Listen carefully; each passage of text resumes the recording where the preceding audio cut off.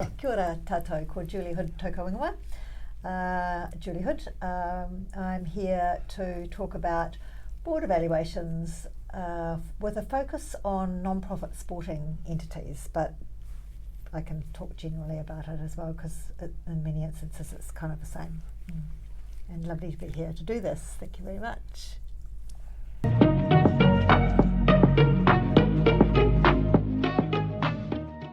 Hi, welcome to Governance Bites. My name is Mark Banicevic, and as you just heard today, I have the pleasure again to spend time with Julie Hood. Julie, thank you very much for your time. You do a lot of work with sports boards, so a great person to talk to about board evaluation, particularly focused on a sports context, but as you said in your introduction, there's a lot of overlap in general board evaluations. Why are board evaluations important, and are there any reasons that are particular to sports organisations? Well, I always think it's a little bit like if you're going to evaluate the chief executive, then you need to evaluate yourself. And a good evaluation, an evaluation done well, ideally as with an independent taking a look, will give the board an idea about where their strengths are, what they're doing well, and where the gaps are. Mm-hmm. So not bad and wrong. Oh my gosh, you haven't got those, that's terrible. Let's take a look on a regular basis about where, of all of the things that you should have in place to function really effectively, what's in place being applied going well, what's in place being forgotten about, and what's not in place. And then once the evaluation is done, the board then has an ongoing program of development that it can diary so that it doesn't have too much to do at once, mm-hmm. and over a period of time can close out the gaps. Right. It's an interesting topic because I recently caught up with Katie Beath from Forsyth Bar, and they just released a piece of research into a five New Zealand companies that have significantly underperformed in the last few years. And one of the indicators they found was a lack of self-evaluation from those boards. So yeah, really interesting. Now, what are the key objectives in a sports board should aim to achieve through this process of board evaluation? Well, it's a good question to ask themselves before they do it. Why are we going to do that? Is there anything we particularly want to take a look at, or do we want to do just a general kind of like an audit on general things, or is there something we specifically want to dive into? And what do we want to get out of it? And what are we going to do with it once we've got the stuff that we've got? So not everybody on a board will be comfortable being evaluated, and the safest way to do it would be to do, I think you mentioned earlier, a self-evaluation, but there's real evidence to suggest that whenever we evaluate ourselves, we have a kind of a rosy view of how we are going. Yes. And one of my lovely mentors, Graham Narkis, who said to me a long time ago when I was the chief executive of another organisation, Julie, self-evaluations, when a board does a self-evaluation and someone comes in externally and has a look, you can drive a truck through the difference between what the individual directors think and what an independent thinks, particularly if they're doing it by kind of triangulating documents and other data. Right. Yeah. And again, it's not a criticism of a board, it's just that we overestimate how good we are. Yeah. And we have a positive bias towards that. We're also often not comparing ourselves to anything else, right? That is your board experience. You're not looking at best practice, you're not looking at anything else except your own performance. Correct. Yeah. So how frequently should a board perform these evaluations? And you've talked about an independent evaluation versus self-evaluation.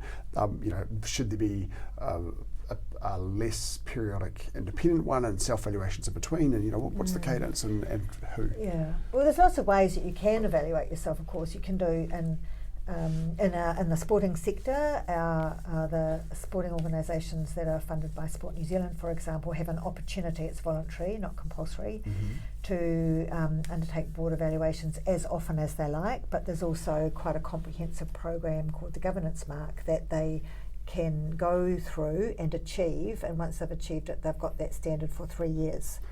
So they would review every 3 years, and some of them actually do a mini review at 18 months just to make sure that they are tracking well.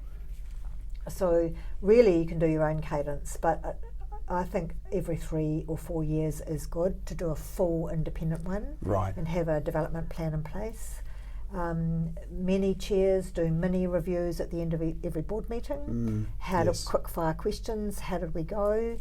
You can get management's view of the board, either bundled up into a 3-yearly or 4-yearly evaluation, or I think annual is a bit much, but I think there should be every 1 or 2 years the board members themselves should have an evaluation of their own performance, and the chair should have an evaluation of their performance. Some say annual. I think that's a big ask, unless there's issues, but certainly every 2 years you should take a look at how am I doing against my peers, and how do we think the chair's doing. And especially if a board member's going to, like if your board member has got a tenure cap and they want to stay on, and there's an exception allowed to stay on, then I think that's another very good time to do an evaluation of the board member's performance before you roll anyone over past your tenure cap, or even as they come up for re-election. So lots of opportunities, if a board is open to it, to non-critically but critically take a look at how they're tracking against criteria. Yes. So most board evaluations are structured up under some kind of governance framework. There are more frameworks than there are people in the world, probably, and they're all very common and similar. They've got similar things that they look at, but if you haven't got a framework, find someone who's got one and do the evaluation reasonably regularly enough to assure yourselves and your funders and external stakeholders that you are competent. Right. Not completely competent with everything, but you're competent in the areas where you're not competent. You've got a plan in place to improve that competence. Okay, yes. Yeah. And there, as you've alluded to, there's many ways to do an evaluation. At the end of each board meeting, the what do we do well, where can we improve kind of stuff. That's very short and informal process. You've got self-reviews of individuals, you've got peer reviews of each other, you've got reviews of the board as a whole. Right. Any of those things can be done by the internal group themselves or by an independent. Right. If an independent come in and do or facilitate evaluations of each individual board member and the whole board. So what is a robust, if you're talking about a 3-yearly independent review, what does that independent review look like? Is the person evaluating each individual board member, the chair and the board as a whole, or are they just looking at the board as a whole? How does that look? Well, it depends on the scope. Mm-hmm. If you're talking about the board itself, how is the board functioning? I think if I was commissioning one, I'd want to do it independently. I'd want to know that the independent person was experienced, what the experience was. I'd want to know the criteria under which we were going to be evaluated, so that it was comprehensive enough so I could add to it if I wanted to. I'd want to have the management's view of the board, and that can, if it's done well, that's not a separate report, but it's integrated by the external evaluator into the findings. So you can't go, well, the chief executive said that or that or that. No. So that they get that view, and interviews with all of the board members and the chair and the chief executive, just to get a sense of how they think they're tracking, and to look at some key documents. The final thing that would be great, if the budget stretches, if you're having to pay for this, which mostly you would be to have at least 1, if not 2, board observations. Right. So have someone sitting in a board meeting, having evaluated everything, all the documents, the conversations, looking at the self-evaluation. So an evaluation typically is the board members do a self-evaluation. Yes. And the evaluator takes a look at that, considers what the management's view is, reads the documents, thinks about the interviews, and then forms a separate assessment. Mm-hmm. So out of 5, I might think as a board member, the board is operating at a 3, or a 4, and the evaluator might think actually it's a 1 or a 2. Yes. Or a 5. Mm-hmm. So do all of that, and then before the final report is done, sit around the board table with the board for a board meeting. As a fly on the wall? As a fly on the wall. Receive the papers, have a checklist, and then just make a note of, against the checklist would be how a good board meeting operates. Yes. And then just make the note. So is the board operating the way it says it's operating in the self-evaluation, or is it not? And then that becomes more really valuable intel for the board when the development report comes and the development plan is produced or the recommendations are produced. So it's quite comprehensive, but well worth doing. Yes, yeah, and you're certainly very valuable. Sports organisations are quite often quite strapped for cash. How do they balance the cost of a good independent board review with their limited resources? Well, if you're tiny, it is tricky to do. There are people who will do it pro bono. I mean, I do some pro bono work, and most people will. If you can find some money, then even a short evaluation with an independent could be really worthwhile. So narrowing the scope down to keep the cost down? Narrowing the scope down. There may be, so in sport, there may be an opportunity to approach, if you're a sporting entity, to approach Sport New Zealand, because they may contribute to something like that, as may other funders contribute to board evaluations. Yes. So do that. And I guess if you can't do anything, either find a self-evaluation online you can do, or get together and craft up some questions using ChatGTP or Copilot, and run your own self-evaluation through it with your chief executive, because the chief executive probably could provide some useful objective guidance to the board if they know about governance. Yes. But try and do something that is objective. Has Sport New Zealand got a self-evaluation framework that they can go to and download? Yeah, it's we've got a framework, yes, it's public facing, and we have and it has a very comprehensive evaluation comprehensive evaluation programs, from a self-assessment to like a foundational evaluation of about 18 indicators, and then the comprehensive governance mark, which is 36 indicators. Okay. And that's all done online. Okay, I might ask you for some links if I can, and pop them into the comments and stuff so that people can find them. I can send those. Unfortunately, if you're not a sporting entity, you can't access the evaluations. Right. But there's certainly enormous resources available for anyone in governance, free to access. It's Sport amazing. New Zealand's got incredible resources. Amazing. Yeah. What are some of the key aspects or areas of board performance that a comprehensive evaluation should cover? Are you looking at how the strategy is being created and implemented, or are you looking at the risk management, the stakeholder engagement? What are these kind of areas that should cover? Yeah. If I can bring to mind the framework that Sport New Zealand's got, and this will be a good test, won't it? Memory test for you. Because I don't run this program now. My colleague Jackie Apiata runs it. She'd be a good person to talk to. Oh, okay. There are 4 pillars from memory, and here we go. See if I can remember. One is focused on strategy, constitutions, those kinds of documents. One's focused on inside the boardroom, so how the board operates. There's a bunch of questions in there about how the board operates, how it structures up its meetings, how it interacts with the chief executive, the documents that come to the board, how the board is constructed, appointed, elected, how the board is, how the elections run. They look at all of that kind of stuff inside the boardroom. There's a compliance component, so how is risk and compliance managed? Are there risk registers? Does that come to the board? Is there a policy document? Is the board operating within its constitutional trust deed? And there's one other. Now you can help me with this. What have we not covered off? You've talked about strategy, policy, what happens inside risk. the boardroom, policy and risk management. Yeah. There's quite a bit in there around the board's role in organisational culture, so values. Right. Is the board living its values? What evidence has the board got that it's living its values? Do the values sit in the strategy? How is the engagement? What are the behaviours like between the boards and the chief executive? Does the board understand its role in governance is distinct from management?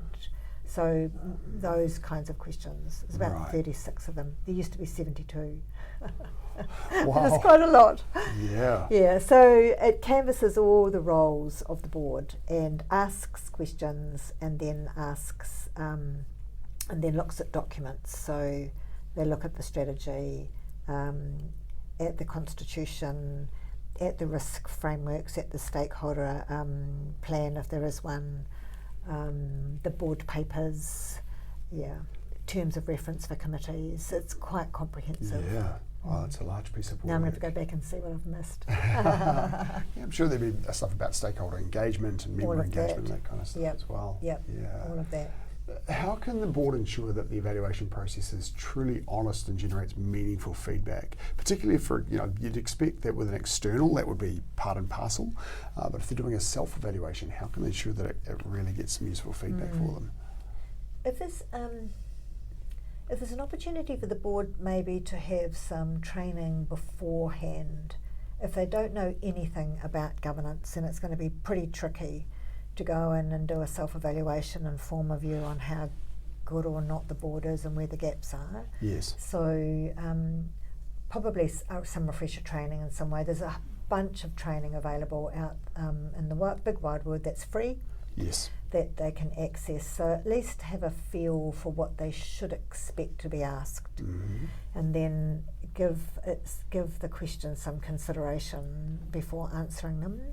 Read some documents. I'd go straight to the induction folder, sitting in wherever it's sitting, and read all the materials that I should have read during induction if I didn't read it. Assuming there's an induction folder. Assuming there's an induction folder. And if there isn't, then that can go on your long list of things to have. Absolutely. So the preparation, now I'm thinking about it, is probably useful because in and of itself it will identify gaps. And do we have a constitution? Where is it? Do we have a strategy? Where is it? Where are these board documents sitting? So all of that, and then go in with an open mind and be prepared to be reasonable about the self-evaluation that you do. Yeah, I think afterwards it's quite a good idea afterwards for the board to come together and just have a chat about how it went. Some boards do evaluations together. If they've got an online one, they can kind of do it together, but ideally independently. Yeah. After the board evaluation is complete, how can the board ensure that it actually leads to some real change? They don't just go, oh, that's great, shelve it and carry on with what they've always done. Yeah, you need to come out with some kind of a development plan. I was thinking about a board member that said to me a while back, we were just in a meeting and he was talking about how valuable these evaluations were, and I went up afterwards and he said, you just learn so much. I said, what is it you learn? He said, you learn what you forget or what you've forgotten. So whatever comes out of that evaluation, put it into a plan. And if you've never done it before and you haven't got a lot of maturity and it feels like a lot, give yourselves 2 years. And prioritise. Start with the important stuff and work down. Yes, and every board meeting there is something from that development plan on the agenda that's been worked up and presented. It might be a new policy or a new document that's presented in draft that everyone can contribute to. So make the board meetings work and chip away at doing that. Right. Should the results of a board evaluation be shared in any way with stakeholders? And if so, what should be shared, to what extent? And well, I don't have a view on that. If I was a board member and it was a free and frank process where we could be really honest and where we were at, maybe you could share some high level results, particularly where the strengths are and where the development needs are. Right. So in an annual report, for example, to members, the board could easily say, we've done an evaluation. Yes. These are the areas that we have determined as being quite strong or have had a view. And these are the areas that we are going to develop over the next 12 months. I think you could definitely do that. Yeah. I don't think you need to share any detail No, you wouldn't about want what to. was in there. But yes, certainly to members you could. Yeah, the high level stuff, it would, for one thing, it would give the members an idea that there's a reason they paid for this, if there's been some costs associated. Correct. And also, yes, that awareness, showing of the awareness of the continuous development. You may also have some members that can say, I can help with that, I've got some experience in that area. So there would be some good reasons to share some high level stuff. But as you say, the details, there could be some dirty laundry that you really shouldn't hear. It's just not appropriate to do. I don't think it is appropriate. Yeah, you don't want to put board members off from doing it. No. But similarly, you need to be transparent. And to your point, especially if you're paying, but even if you're not, I think it's a very good thing to be able to say to external funders that you're a good bet. Yes. Because funding is getting scarcer Absolutely. to get, so you need to put your best foot forward. Yes, yeah. Are there any specific considerations or unique elements that should be factored into board evaluations for sports organisations? Is there anything unique for sports organisations? I think they would probably come through in the constitution, because sitting in there will be what will be sitting in there? I was going to say sitting in there will be integrity can sometimes sit in there. Yes, there may be some things that they would look at relating to risk and compliance in sport specific elements, like has there been an integrity breach? Health and safety could be another major one. Yeah, health and safety broadly, unless you're in maybe rugby where you're wanting to take a look at head injuries, but I don't think the evaluation goes into that in detail. It looks at the policies and it makes an evaluation on whether the policies have got sufficient information in there to assure the board that all those sorts of things at an operational level are being taken into account, and the board is receiving regular reports on health and safety, risk and the like. So I think probably the main thing is, has any emergent risk emerged and how is the board dealing with it, whether it's sport or not. What role does the board evaluation play in ensuring that there is the right mix of skills around the board table and what the gaps are there? What role has board evaluation got? What role has the board evaluation? Does board evaluation have a role in that, identifying gaps in the skills matrix, for example, and where the board may be lacking particular areas of expertise? My experience is that the board evaluation will say, do you have a skills matrix? And it might dive into what is contained in the skills matrix and make a recommendation if it's pretty basic. So it's more about evaluating the process and the frameworks that are in place than evaluating the skills that are around the board table and saying, actually, you've got a gap here that you really need some more legal experience, for example. Yes, because the board determines the skills that they require. Right. And they may be contracting in legal experience. They may not necessarily have to have a lawyer on the board. Yes. Boards can do a deep dive into anything they like. So they could say, take a look at our skills matrix, and while you're there, make some recommendations. But that would be another conversation. Right. About, let's have a look at your strategy. Where do you think the gaps are? What's coming up? So that's a whole separate contract of work, really, if you're going to dive into that. Scope element. So normally it would be looking for what you have in place and if it's being applied appropriately. Right. Rather than diving too much into the detail of it. Yeah, that's interesting. Okay. In your experience, what are some of the best practices you've observed in sports organisations that are conducting board evaluations, where they've led to really significant improvements? Yes, I just keep thinking of, I won't name the organisation, although because I haven't got a permission, but it's a fabulous story of an organisation when I first started. It's a sporting organisation when I first started that were right at the beginning of their board evaluation, their board maturity development. They were kind of a committee and recently merged into a board, and their chair was about ready to go, so they needed a new chair. They had no policies and processes in place really, and their chief executive had just exited, so they really were reforming, and they took the opportunity to do that reforming by a comprehensive evaluation program. They picked the only one we had at the time, which was the governance mark. They were all volunteers, and it was a small organisation with not a lot of money, and over 6 years they transformed themselves into a high-performing organisation, to the point where when they went out for a chief executive, one of the board members came to me at a conference and said, "I've got the most exciting thing to tell you.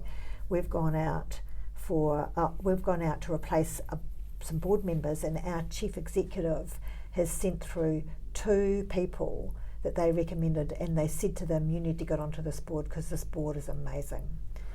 So at the time it was 72 elements, and I think they had in place something like 13, and they appointed one board member, not the chair, to drive the program of development. Yes. And by the time they had completed their development over 2 years, I think their mark was something like 69 out of 72, and those elements that they didn't get weren't mandatory elements anyway. They had transformed themselves. Did that require any change to the constitution? Yes. Right. Yes. The constitution, I think it was a trust deed actually. They updated their trust deed. They created an outcome-based statement of strategic direction. They aligned all of the strategy up with KPIs for the chief executive. They restructured how the board meetings were structured up, so strategy at the top. They created KPIs for the chief executive. Basically, they redid their budget. They redid their risk and stakeholder scenarios. Wow. Based on it was a massive piece of work, and I always think about them kind of 13 out of 72 to 69 out of 72. Yes. Wholly voluntary board, amazing. Wow. And the gains that they're getting from I don't know, because I haven't looked, about whether they have generated additional whether they've been able to diversify their revenue streams as a result, but I wouldn't be surprised if they were able to, because they are really highly functioning and got solid systems in place. So it is absolutely possible, and they were a small entity. Wow. You don't have to be big No. to have a commitment to doing a job well. Wow, that's fantastic. No, it's a great story. Yeah, great story. I guess a final question for you. If you had a director come to you and say, I'm on a board and it's not going well, the board's not functioning, we're not getting there, what advice would you give? What's going wrong? Like, yeah, I'm making this up. So, maybe it's just a board that's not doing the right job. It's not really understanding its role in governance. It's getting too operational. The wrong things are on the board agenda. Those sorts of issues. I'd probably, I'd get a feel for whether they were up for making a difference, making any change. Yes. Because there'll be many boards in varying degrees of dysfunction, including large corporate entities. Yes. Not just sporting entities, and large non-profit entities can go through phases of maturity if they're not careful, particularly if they've been turnover. But I think the most important thing I'd want to know is, whatever's happening, it can happen to any board at any time, are they up for changing that? And then if they are, work out the scope that is required by having some conversations with them about what is actually going wrong, and getting enough information to be able to do some kind of diagnosis for them, and then helping them reset in whatever way that might work best for them. Yeah. And if there's resistance to change? I wouldn't go anywhere near them. Right. Leave the board. Just yes, out. I would, if it's the board member. Yeah. I mean, that's the ultimate decision that board members can make, is to go if it's going to impact their own reputational well-being. Get out. Yeah, great. Yep. Julie, thank you very much again for your time. My pleasure. It's been a really interesting conversation. Great questions. Yeah. Thank you. I'm going to have to go back and make sure I've answered them correctly.